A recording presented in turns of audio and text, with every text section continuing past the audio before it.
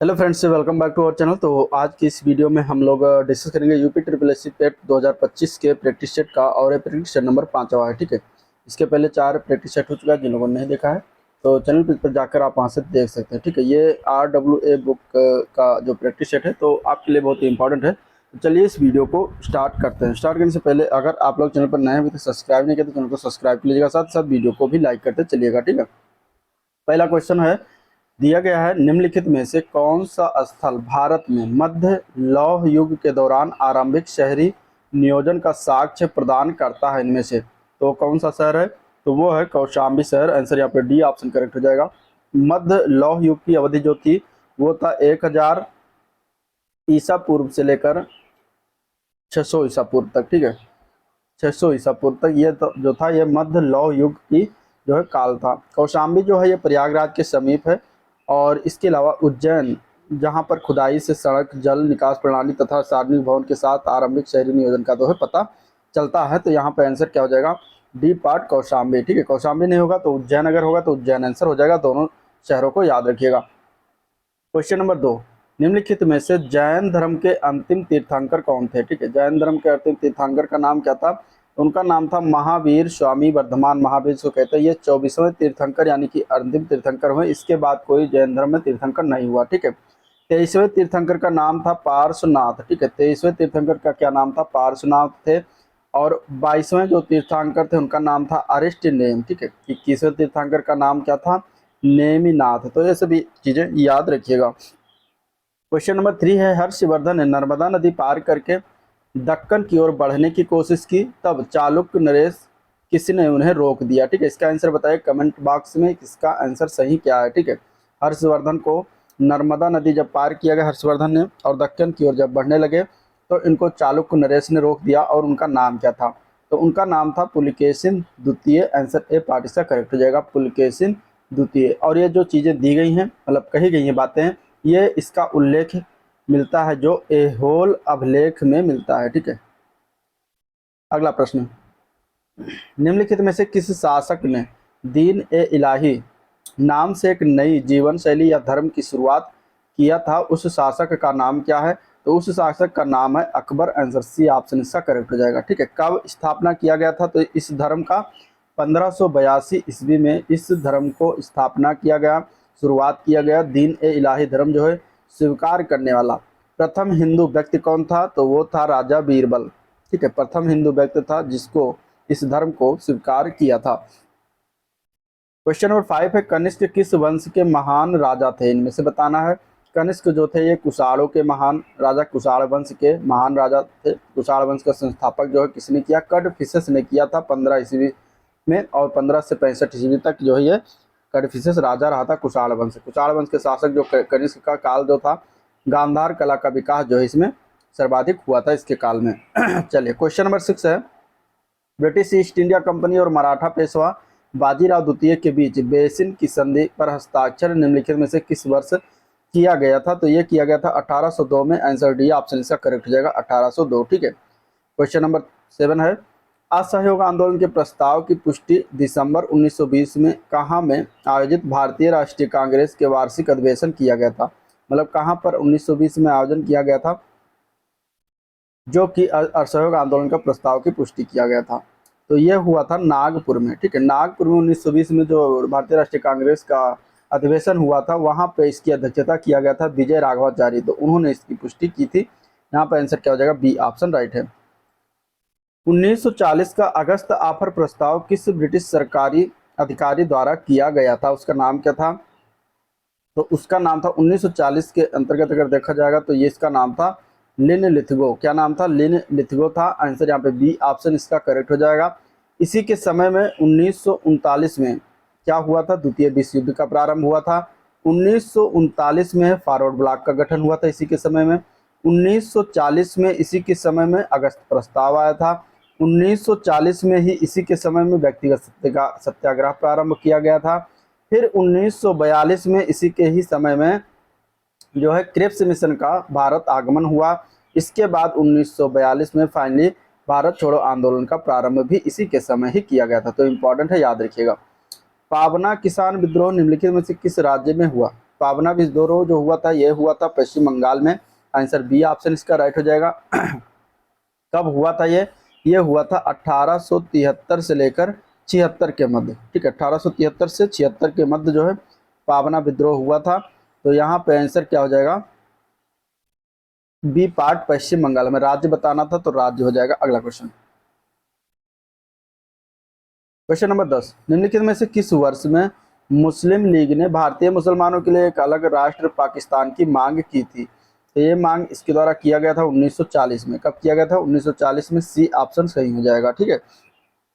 चलिए, निम्नलिखित में से कौन सी नदी प्रायद्वीपीय पठार से नहीं निकलती है? इनमें से तो वो नदी हो जाएगी गंडक नदी। बाकी महानदी, सोन, चंबल ये सभी प्रायद्वीपीय पठार से निकलती है, लेकिन गंडक नदी जो है हिमालयी नदी का उदाहरण, ये हिमालय से निकलती है। तो आंसर क्या हो जाएगा? B option. चलिए, नीलगिरी सबसे पुरानी पर्वत श्रृंखलाओं में से एक है। यह किन 3 राज्यों की त्रिसीमा पर स्थित है? नीलगिरी पर्वत, नीलगिरी पहाड़ी के बारे में बताना है। तो ये 3 राज्यों की सीमाओं पर स्थित है, तमिलनाडु, केरल, कर्नाटक, ठीक है। तो आंसर क्या हो जाएगा? बी ऑप्शन हो जाएगा, तमिलनाडु, केरल, कर्नाटक। भारत का सबसे दक्षिणी सिरे का नाम क्या है? ठीक है, दक्षिणी सिरे का नाम क्या रखा गया है? तो उसका नाम है इंदिरा पॉइंट। आंसर यहाँ पे बी ऑप्शन करेक्ट हो जाएगा, जो कि ये अंडमान और निकोबार द्वीप समूह में के ग्रेट निकोबार द्वीप पर ये स्थित है, इंदिरा पॉइंट, ठीक है। इंदिरा पॉइंट का पुराना नाम क्या था? तो पिगमेलियन पॉइंट कहा जाता था। और सबसे उत्तरी बिंदु की बात करेगा भारत का, तो वो इंदिरा कॉल है, जो कि लद्दाख में स्थित है, ठीक है। चलिए, अगला क्वेश्चन, निम्नलिखित में से कौन सा एक मानव निर्मित जल निकाय है जो किसी नदी या जलधारा के प्रवाह को अवरुद्ध करके बनाया जाता है?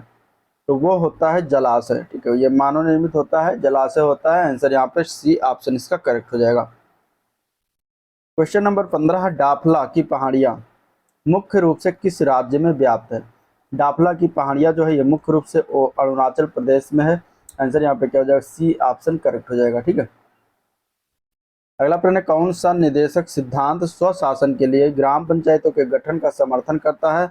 तो उस अनुच्छेद का नाम है अनुच्छेद 40। ग्राम पंचायतों का गठन के बारे में अनुच्छेद 40 में वर्णन किया गया है। अगला प्रश्न है, संविधान सभा के सचिव निम्नलिखित में से कौन थे? इसमें से संविधान सभा के सचिव इनमें से कौन थे? उनका नाम क्या था? तो वो थे आयंगर, ठीक है। HVR आयंगर थे, जो कि ये सचिव बनाए गए थे। तो आंसर क्या हो जाएगा? यहाँ पे ए पार्ट करेक्ट है। चलिए, निम्नलिखित में से कौन सा मौलिक कर्तव्य इसमें से नहीं है? ठीक है, इसमें से कौन सा मौलिक कर्तव्य नहीं है ये बताना है। इसमें से कौन सा मौलिक कर्तव्य नहीं है? ठीक है, तो यहाँ पे क्या हो जाएगा? तो देखिए, अब भारत की संप्रभुता, एकता और अखंडता को बनाए रखना तथा उसकी रक्षा करना, ये तो मौलिक कर्तव्य के अंतर्गत आता है। सार्वजनिक संपत्ति की रक्षा करना, ये भी मौलिक कर्तव्य है। कोऑपरेटिव सोसाइटी को बढ़ावा देना, ये गलत है, ये मौलिक कर्तव्य के अंतर्गत सी पार्ट में जो दिया गया है ये नहीं आता। तो आंसर क्या हो जाएगा? सी पार्ट ही हो जाएगा, ठीक है। आंसर क्या हो जाएगा? सी पार्ट ही हो जाएगा। अगला प्रश्न है, किसी राज्य का राज्यपाल किसके प्रसाद पर्यंत अपना पद धारण करता है? ठीक है, ये बताना है। क्वेश्चन नंबर 19 का आंसर क्या होगा? तो ये धारण करता है भारत के राष्ट्रपति के प्रसाद पर्यंत पर, ठीक है। तो आंसर क्या हो जाएगा? डी ऑप्शन करेक्ट हो जाएगा। और अनुच्छेद 155 में है, राज्य के राज्यपाल की नियुक्ति जो है भारत के राष्ट्रपति के द्वारा किया जाता है। संविधान का 42वां संशोधन में कितने मौलिक कर्तव्यों को जो है जोड़ा गया था, ऐड किया गया था, प्रगणित किया गया था? तो वो टोटल अगर बात करें 42वां संविधान संशोधन 1976 के माध्यम से, तब उस समय 10 मौलिक कर्तव्य को जोड़ा गया था। अभी अगर देखा जाए तो फिलहाल 11 मौलिक कर्तव्य हैं वर्तमान में, ठीक है। चलिए, अगला क्वेश्चन देखते हैं, निम्नलिखित में से कौन से पंचवर्षीय योजनाओं के लक्ष्य हैं? इसमें से कौन सा पंचवर्षीय योजनाओं का लक्ष्य है? तो विकास तो होता है, हर पंचवर्षीय योजना का लक्ष्य विकास रहता था, आधुनिकीकरण, समता और आत्मनिर्भरता, तो ये सभी रहता था। तो आंसर ए पार्ट इसका करेक्ट है। निम्नलिखित में से किस वर्ष में बैंकिंग विनियमन 1949 में से जम्मू एवं कश्मीर राज्य को छोड़कर शब्द हटा दिया गया था? तो यह हटाया गया था 1956 में। आंसर सी ऑप्शन इसका करेक्ट हो जाएगा, 1956। अगले क्वेश्चन की तरफ चलेंगे, निम्नलिखित में से किस संगठन ने अगस्त 2020 में एक ऋण पुनर्गठन योजना की घोषणा की थी? तो वो संगठन का नाम क्या था? तो उसका नाम था भारतीय रिजर्व बैंक, ठीक है, RBI, जो कि इन्होंने मतलब अगस्त 2020 में ऋण पुनर्गठन के लिए योजना को मंजूरी दिया गया था। औद्योगिक नीति संकल्प 1948 ने मुख्य रूप से बड़े पैमाने के उद्योगों को कितने खंडों में वर्गीकृत किया था?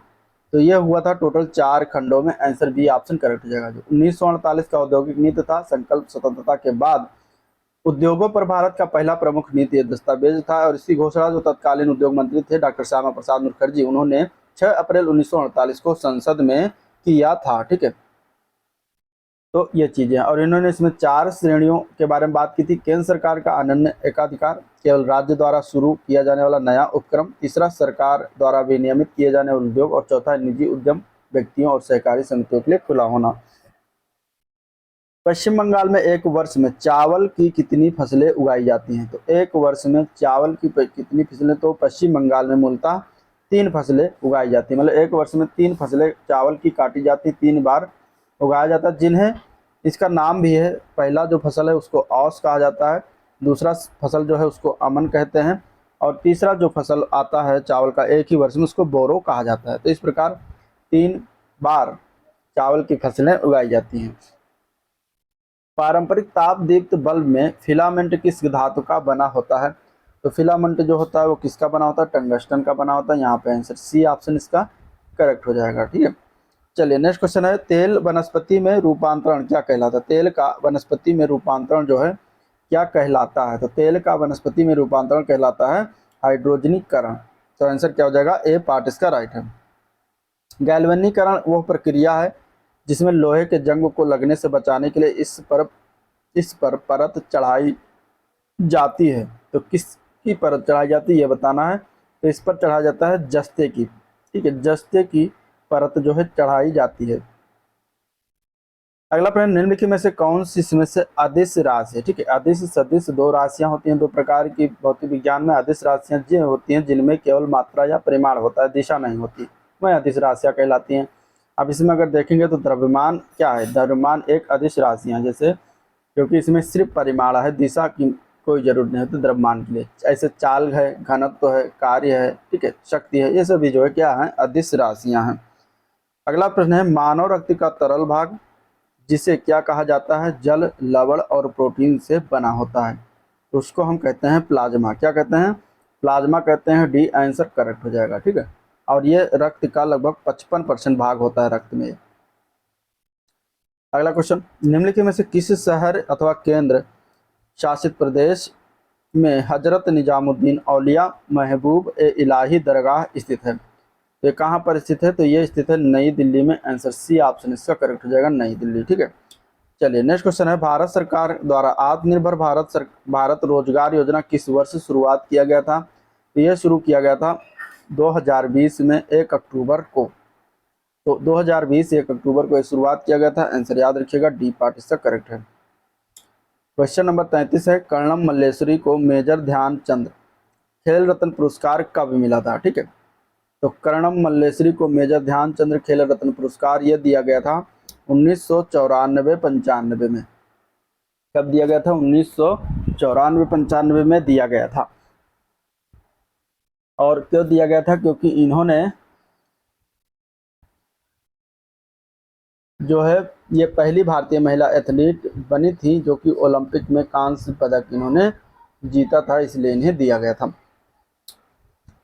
नेक्स्ट क्वेश्चन है, पद्मश्री पुरस्कार से सम्मानित कलामंडलम गोपी को विश्व स्तर पर किस नृत्य शैली के प्रतिनिधि के रूप में पहचाना जाता है? कलामंडलम गोपी जो है ये कथकली नृत्य है, नृत्यांगना है।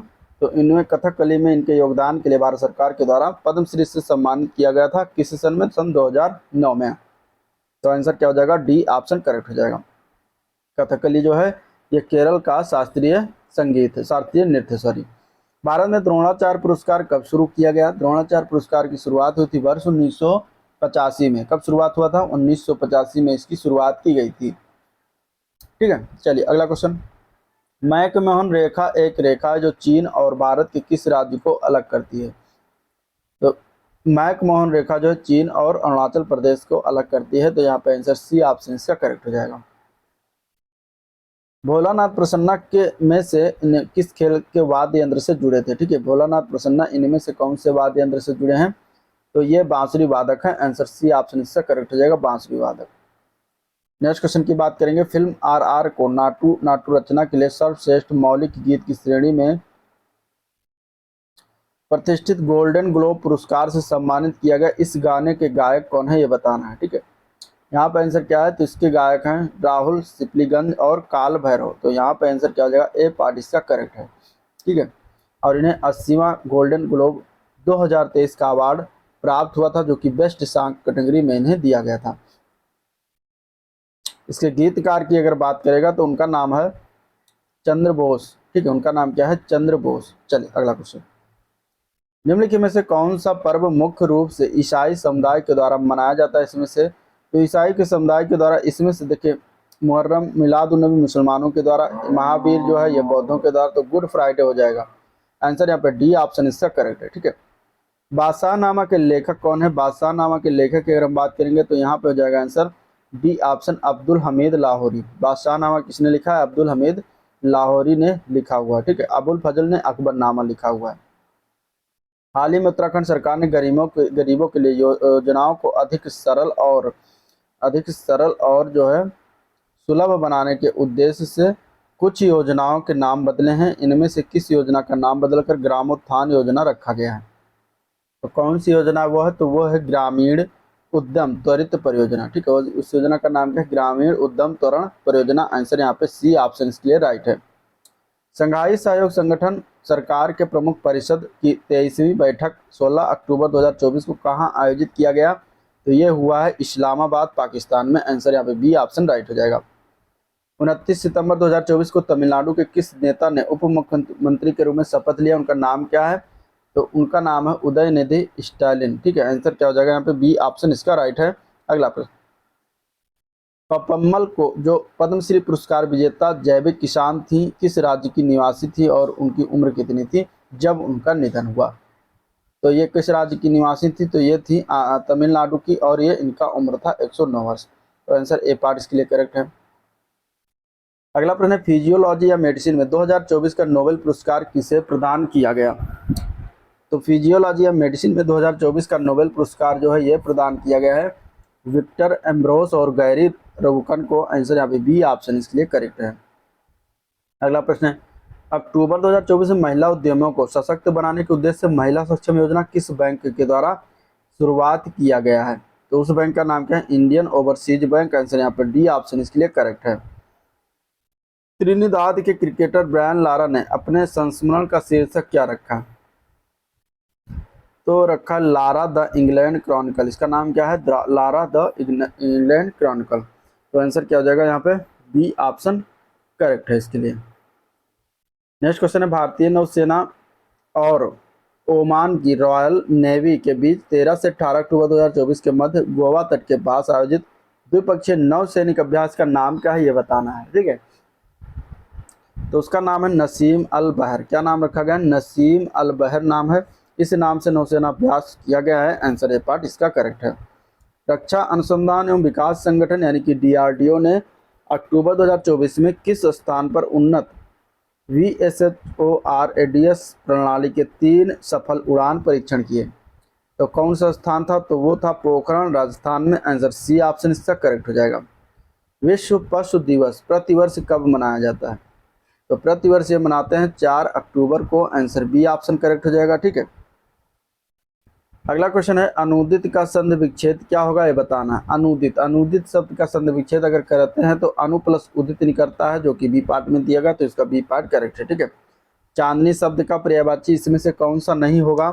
तो क्वेश्चन नंबर 52 का आंसर क्या हो जाएगा, डी पार्ट। मयंक जो है चांदनी का पर्यायवाची नहीं होता। बाकी चंद्रा, तप, कौमुदी, ज्योत्सना ये सभी चांदनी का पर्यायवाची है। गुरु शब्द का स्त्रीलिंग क्या होगा। गुरु शब्द का स्त्रीलिंग बताना है तो हो जाएगा गुरु आई, जो कि दिया गया है सी पार्ट में। अगला प्रश्न है, थपड़ी बजाना मुहावरे का अर्थ क्या होता है। थपड़ी बजाने मतलब कि उपहास करना। इस मुहावरे का अर्थ क्या है, उपहास करना। आंसर बी ऑप्शन राइट है। महाकवि भूषण की इसमें से कौन सी रचना है। तो क्वेश्चन नंबर 55 का आंसर हो जाएगा छत्रसाल। इन्होंने जो रचना की है उसका नाम है छत्रसाल दशक। इसका पूरा नाम छत्रसाल दशक। आंसर डी ऑप्शन इसका करेक्ट है। चलिए अगला क्वेश्चन है जो गद्यांश से। आप गद्यांश से पढ़ना है, कुछ इस तरीके से दिया गया है, ठीक है। गद्यांश पढ़ लीजिएगा। हम चलते हैं क्वेश्चन की तरफ। पहला क्वेश्चन है गद्यांश कि लोगों को जान बचाने का कार्य बच्चे के किस गुण को प्रकट करता है। लोगों की जान बचाने का कार्य बच्चे के किस गुण को प्रकट करता है। जब आप गद्यांश पढ़ेंगे तो इसका आंसर निकल के आएगा परहित के गुण को जो है प्रकट करता है। तो आंसर यहाँ पे डी ऑप्शन राइट है। बच्चे ने घड़ी क्यों देखी। तो गद्यांश के अनुसार बच्चे ने घड़ी इसलिए देखी क्योंकि रेल के आने का समय हो रहा था। तो आंसर बी ऑप्शन राइट है। बच्चे का कमीज हिलाना व्यक्त करता है कि बच्चे की क्या। तो इसका अर्थ होता है गद्यांश के अनुसार कि बच्चे की सूझबूझ को व्यक्त करता है। आंसर ए पार्ट करेक्ट हो जाएगा। रेल ड्राइवर को क्रोध क्यों आया। तो रेल ड्राइवर को क्रोध इसलिए आया गद्यांश के अनुसार क्योंकि बच्चे की जिंदगी का सवाल था। आंसर यहाँ पे बी ऑप्शन राइट हो जाएगा। टूटी पटरी को देखकर ड्राइवर के मन में बच्चे के प्रति क्या आया होगा। तो गद्यांश को पढ़ेंगे तो यहाँ पे आंसर हो जाएगा शाबाशी देने का भाव आया होगा। आंसर सी ऑप्शन हो जाएगा। अगला गद्यांश फिर है 61 से 65 तक क्वेश्चन है। इस गद्यांश को आपको पढ़ना है वीडियो पॉज करके, इसके बाद जो है आपको क्वेश्चन पर आना है। ठीक है, चलिए क्वेश्चन देखते हैं। पहला क्वेश्चन है गद्यांश कि भारत की नदियों में जल कम होता जा रहा है, इसका कारण क्या है। तो गद्यांश को पढ़ेंगे तो आंसर निकल के आएगा ग्लेशियरों का तेजी से पिघलना इसका मेन कारण है। आंसर बी ऑप्शन राइट है।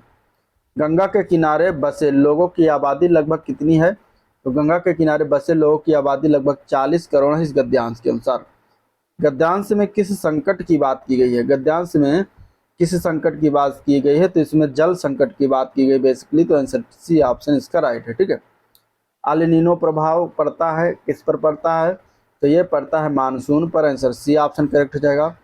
गद्यांश के अनुसार 2050 तक का पानी का सबसे बड़ा संकट आने वाला है और कहाँ पर आने वाला है। तो ये आने वाला है भारत में। आंसर यहाँ पे बी ऑप्शन राइट है। ठीक है, बी ऑप्शन इसका राइट है। ठीक है, अब आगे जो क्वेश्चन है वो आपके रीजनिंग और मैथ से क्वेश्चन है। तो ये आप लोग जो है करिएगा, इसका मैं जो है पीडीएफ प्रोवाइड करा दूंगा अपने टेलीग्राम चैनल पर। तो वहाँ से डाउनलोड करके इसको जो है सॉल्व करिएगा। ठीक है, तो आज का ये था वीडियो जिसको हम लोगों ने देखा डिस्कस किया। अगर वीडियो पसंद आया तो लाइक करिएगा, वीडियो को चैनल को सब्सक्राइब नहीं किया तो अभी तक तो सब्सक्राइब करके ही जाइएगा। ठीक है, आज के वीडियो पर एंड करते हैं, मिलते हैं नेक्स्ट वीडियो में, तब तक के लिए थैंक यू।